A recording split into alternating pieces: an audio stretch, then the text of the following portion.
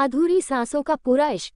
शाम ढल रही थी, आसमान नारंगी से बैंगनी हो चुका था और हवा में हल्की सी ठंडक घुल गई थी। उसी शाम शहर के सबसे पुराने मोहल्ले की एक छत पर अंश खड़ा था। हाथ में चाय का कप, आंखों में सवाल और दिल में एक ऐसा इश्क जो बोलने से पहले ही थक चुका था। अंश की जिंदगी हमेशा से सीधी नहीं रही। बचपन में ही उसने समझ लिया था कि हर सपना पूरा नहीं होता और हर मुस्कान के पीछे खुशी नहीं होती। उसके पिता एक साधारण आदमी थे, लेकिन माँ उसकी पूरी दुनिया थी।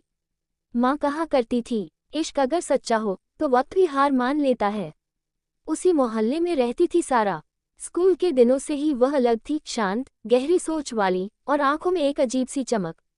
जब वह हंसती तो लगता जैसे दिन थोड़ा और उजाला हो गया हो। अंश और सारा एक ही स्कूल में थे, लेकिन उनकी दुनिया अलग अलग थी। अंश किताबों में कम, ख्यालों में ज्यादा जीता था। सारा किताबों में भी जीती थी और ख्यालों में भी। पहली बार जब अंश ने सारा से बात की, वो बारिश का दिन था। स्कूल की छुट्टी के बाद दोनों बस स्टॉप पर खड़े थे। अचानक तेज बारिश शुरू हो गई। सारा ने अपनी डायरी को सीने से लगा लिया। अंश ने बिना कुछ सोचे अपनी जैकेट उतारकर उसके ऊपर कर दी। सारा ने हैरानी से देखा। भीग जाओगे, उसने कहा। अंश मुस्कुरा दिया, किसी के ख्वाब बचाने के लिए भीगना बुरा नहीं होता। उस दिन के बाद दोनों के बीच बातें बढ़ने लगीं। कभी किताबों पर, कभी फिल्मों पर, कभी जिंदगी पर। धीरे धीरे वो दोस्ती नहीं रही, लेकिन इश्क का नाम लेने से दोनों डरते थे।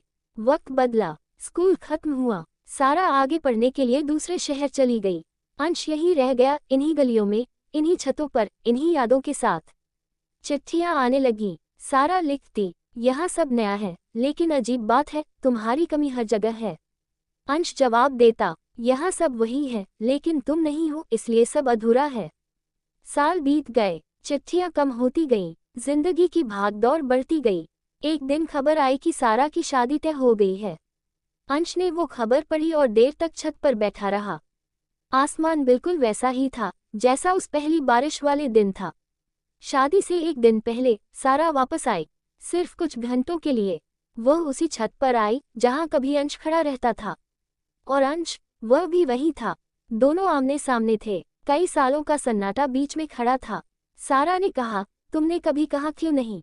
अंश की आवाज कांप गई, क्योंकि डर था, अगर कहा और खो दिया तो। सारा की आंखों में आंसू थे, और अब? अंश ने आसमान की तरफ देखा, अब खोकर भी तुम्हें अपना मानता हूँ। वो पल छोटा था, लेकिन जिंदगी भर का था। सारा चली गई, अंश वहीं रह गया। आज भी अंश उसी छत पर खड़ा होकर सूरज को डूबते देखता है। उसके हाथ में चाय नहीं होती, लेकिन दिल में अब भी वही इश्क होता है, जो मिला नहीं, लेकिन कभी मरा भी नहीं।